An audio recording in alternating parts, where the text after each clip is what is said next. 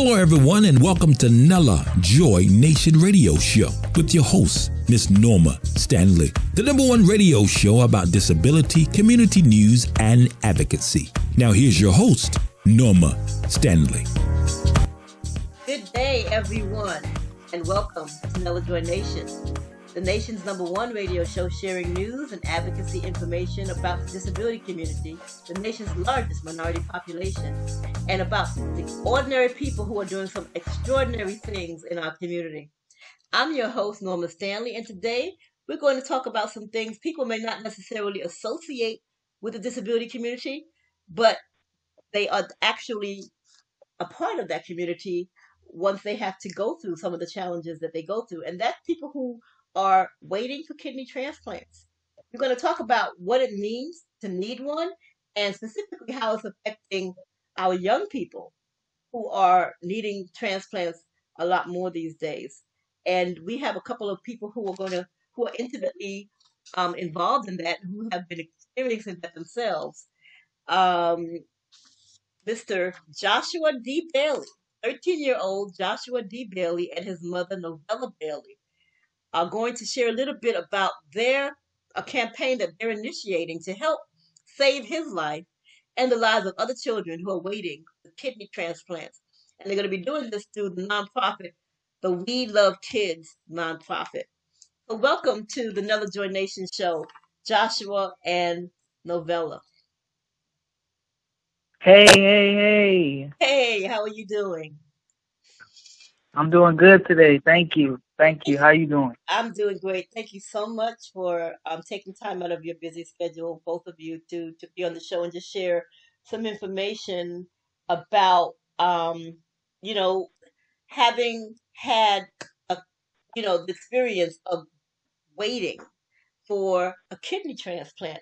Can you tell me a little bit about what you two are dealing with? What's your story, Joshua? Well, actually, my story is I started out. I broke my arm and I had to go to the hospital and get that fixed. And while I was in the hospital, my blood pressure was really high, and they just kept telling me to go to the pediatrician. Well, my mom said, no, y'all need to run some tests. And so then they ran some tests, and they found out that I had stage 4 kidney failure. Wow. And you were playing ball? When did this happen? How did this happen when you hurt your arm and they had to take you to the hospital? I was actually coming from a basketball game at my auntie's house, and I was riding my bike down the hill going real fast and flipped off. Teenagers will do that, or kids will do that. Sometimes you go a little faster than you plan on going, and then you hurt your arm. And so because of those tests, what was it about what was going on that made you feel that you had to have them take further tests, Mom? Well, what happened was he was, he had broken his arm and he had went into surgery. But the whole time from Saturday to Monday, they were, checking his blood pressure, and it was high the whole time. So when they got ready to release us, they were telling us to just go to the pediatrician and get her to determine what's going on with his blood pressure. But I just insisted that since we're in the hospital, let's run some tests here. So when they did run the test, they found out that he had stage 4, kidney failure. And the orthopedic surgeon, he kept thanking me for having that mother's instinct that something was wrong and that we didn't leave the hospital at that time. Amen. And that mother's instinct is a real thing. People should not take that for granted because, we know when there's something off about our children, and pediatricians and doctors need to listen to us. I know that I had the same situation when my daughter was about 4 months old and she wasn't turning and she wasn't doing things that more, children her age, babies her age were supposed to be doing. And I said, there's something not right. And they said, no, children develop at their own pace. And it wasn't until she was 9 months old that they referred me to a neurologist. And it turns out that she had cerebral palsy and was and something called microcephaly, which is a small brain. So, mothers know, and they just really need to start paying a little bit more attention and not assume that we don't know what we're talking about and that it's just, we're just imagining things or something. So I'm glad that you did that too. So once you found out that he had the stage 4 kidney failure, what happened next? Go ahead, Well, Joshua. what happened next was once they told me, it was a long process. They had to do surgery and put a port in my stomach, and I had to start getting hooked up to a machine every night, going to appointments twice a week, and then some time went on, and then it started to become twice a month. So yeah, it was a lot that we had to do. We had to change our eating habits. We had to be much more cleaner. We couldn't have like nothing dirty around the machine or nothing like that. So yeah, it was a big change. How old were you when this happened? I was actually 10 years old. You were 10 years old when that happened. And, so since this has happened, how would you say that your life has changed? You just said that, you had to change the way you eat, and you definitely have to change, you can't play and do some things like you used to do, right? Tell us about that. Yes. Um, yeah, I had to change my eating habits. I had to stop eating certain things, and I had to go basketball. Couldn't play basketball. I was actually playing for a team, so I couldn't play basketball no more. I had to let that go. I had to stop swimming. I had to stop doing sleepovers. Couldn't stay over nobody's house no more. So yeah, I had to stop.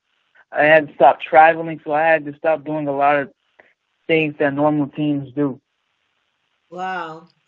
And so, as you are, so how long has it been since you've been on a waiting list? You're on a waiting list to get a kidney right now. How long has that been? Tell us about that. How has that been for you guys? Okay, so the issues with the waiting list is that he had some issues with his hemoglobin that was low. He was like around 7, so they actually took him off the waiting list because they really couldn't do a transplant with his hemoglobin being that low. So now we're in the process. We just left the doctors, and they're in the process of trying to increase his hemoglobin and so forth, so that he'll be eligible. Because if they don't, he's going to have to get a blood transfusion. So the kidneys, it just controls a lot of things. The heart, the blood pressure, his bones. His bones are kind of fragile because of the kidneys. The kidneys help develop the marrow in the bones, so it's kind of fragile too. So he's got, we've been through a lot, and he's had a lot of appointments. He's missed quite a few days of school, but he has that 504 plan, which allows him to miss the days but get special tutoring so he can keep up with his grades. Now, before he found out about the kidney failure, he was a straight A student, but after that, his grades are like A's and B's now, so because of the missing a lot of the work at school, and he's been in a private Christian school most of his school days. Have been at a private school, so they're a little bit, more stringent, and they push the students to do, to work faster and a grade level higher than where they are. So it's been a challenge. It's been a challenge with school and with, all the appointments and so forth that he has to go to.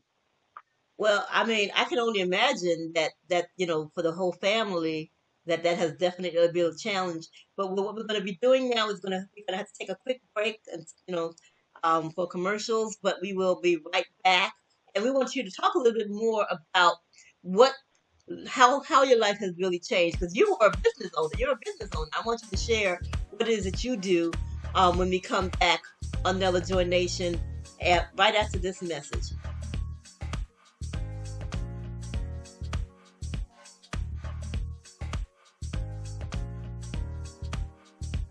And we're back with Nella-Joi Nation, and we're speaking with 13-year-old Joshua D. Bailey and his mother, Novella Bailey, who are, speaking on behalf of what they're experiencing as a family, as a young man who is needing a transplant, and his mom, who is trying to make sure she does whatever she can to help save his life and to help other children who are going through the same thing, other families who are going through the same thing. And Miss Bailey is a business owner, and one of the businesses she has is a nonprofit called We Love Kids. And I wanted her to tell us a little bit about what her nonprofit does as they move into sharing information about what they're going to be doing with regards to a campaign they're starting to share information about transplants as it relates to her son and helping other young people. So go on, Novella, and tell us a little bit about We Love Kids. Okay, We Love Kids. It's spelled We, W-E-E, Love Kids. And it's a 501c3 nonprofit organization, and it's to help economically disadvantaged individuals, home families, juveniles, and the homeless to a life of self-sufficiency. We basically target young kids, and what our desire is to help the families of these children and so forth, help the children. So we've had shelters, we do housing for the kids, we do health care, child care, and just to help get them to a place where the families are self-sufficient.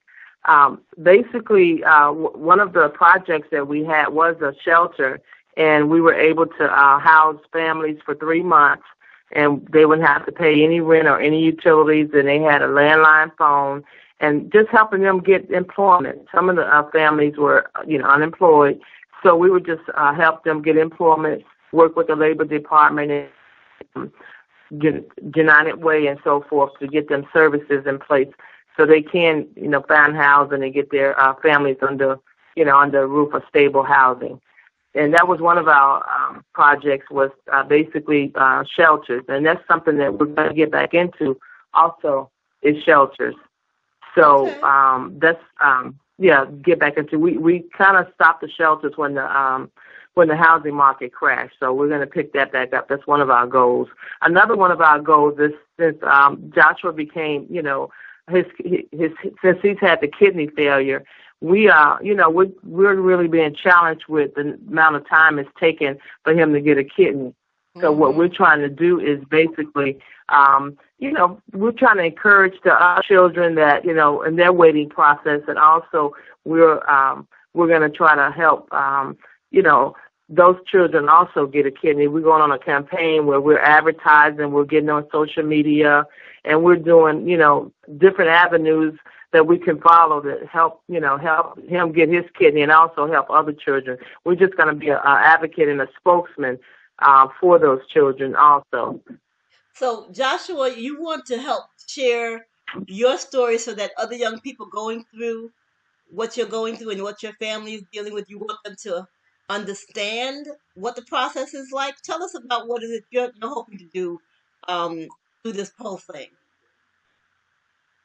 It's been hard, but, we've been pushing through, and, I've been waiting for a long time, and, I'm young, and I want to do some of the stuff that young kids should be able to do, which I can't, so I'm young, and I think that kids shouldn't have to wait 3 to 5 years, because on the internet it says that kids have to wait about 3 to 5 years to get a transplant, so I think that kids shouldn't wait to 3 to 5 years, not even 2.5 years like I'm waiting.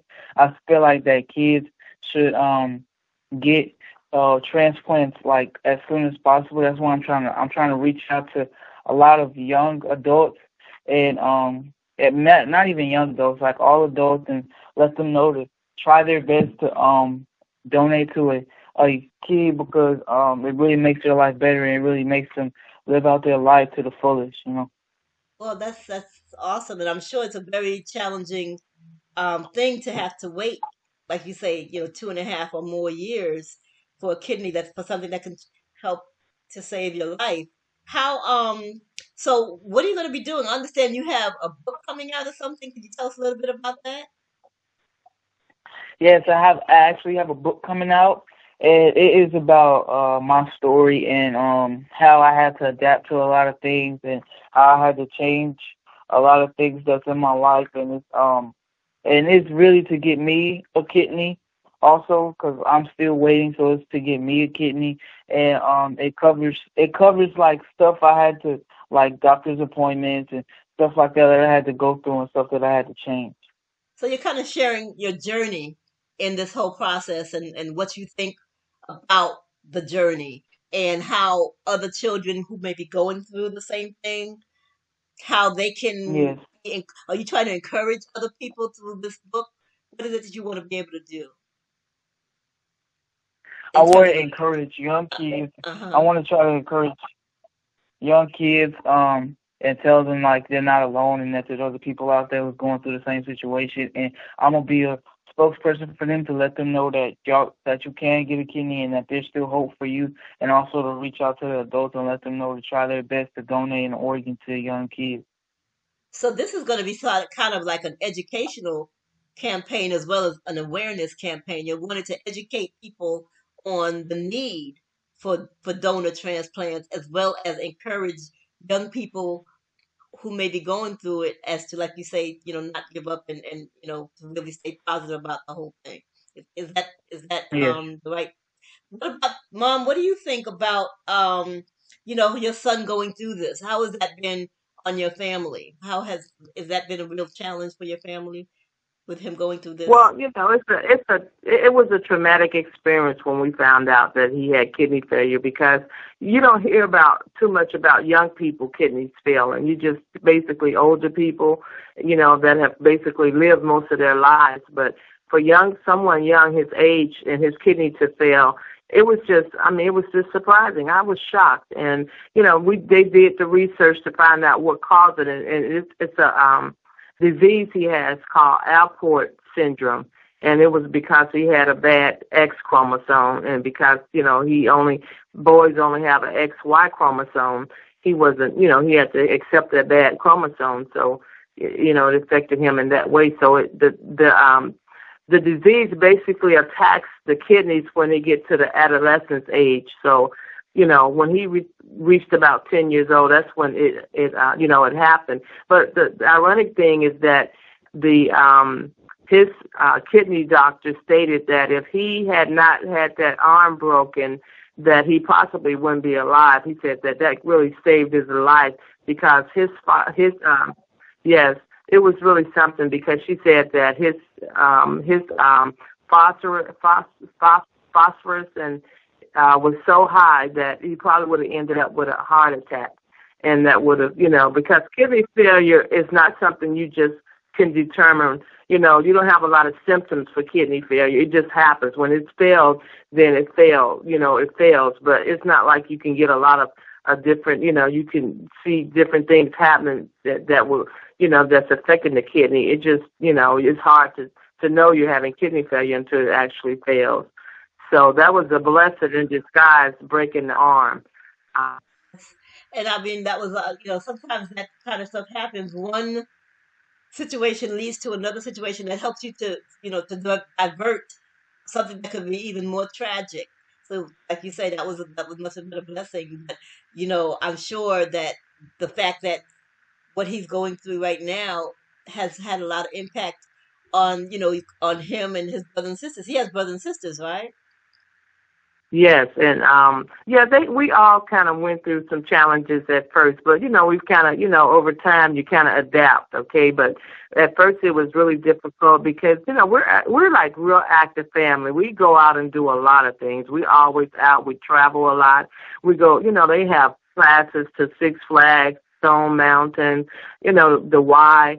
So we do a lot of activities, but it kind of like stopped a lot of our activities because we weren't, we were just new, getting educated about the kidneys and so forth, and we didn't want to cause any more damage. And, so then with the diet, we had to change our diet. He had to eat really a healthier diet, but, with the kidney, you get you have to have a certain diet. So he can't eat like the junk foods and the pizzas, anything with tomatoes, taste in it, nothing that's, and then he can't, he has the fruits and vegetables. So at first for like months, I was so scared to feed him anything.